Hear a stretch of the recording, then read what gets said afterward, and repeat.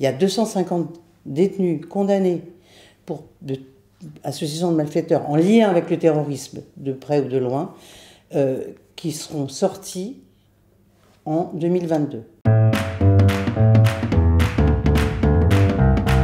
250, c'est-à-dire que la moitié un peu moins de la moitié des personnes incarcérées pour ce motif.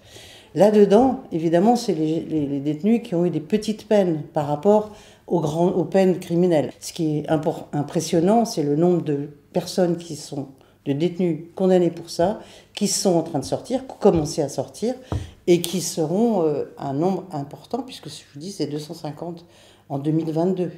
Au départ, les peines étaient moindres et il y avait des possibilités de remise de peine.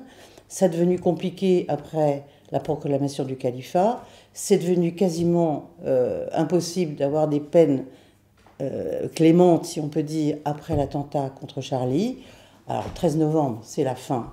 Et la politique pénale et législative a accompagné ce durcissement-là. Il y a deux sortes de remises de peine. Il y a des remises de peine automatiques, puis des remises de peine en fonction de son comportement, etc., sa manière d'être en détention. Celles-là sont légalement interdites.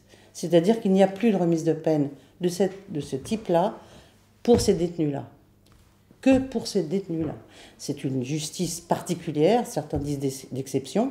Ces gens-là, ces détenus islamistes, doivent rester le plus longtemps possible hors de la société française.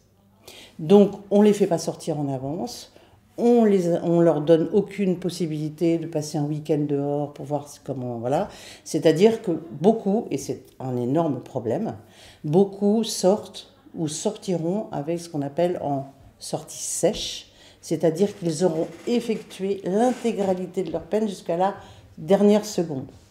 Et avec tout ce que c'est l'administration pénitentiaire à ce sujet, c'est-à-dire que les sorties sèches sont la pire des solutions parce qu'elles entretiennent ou elles incitent ou elles favorisent, je ne sais pas comment dire, la récidive.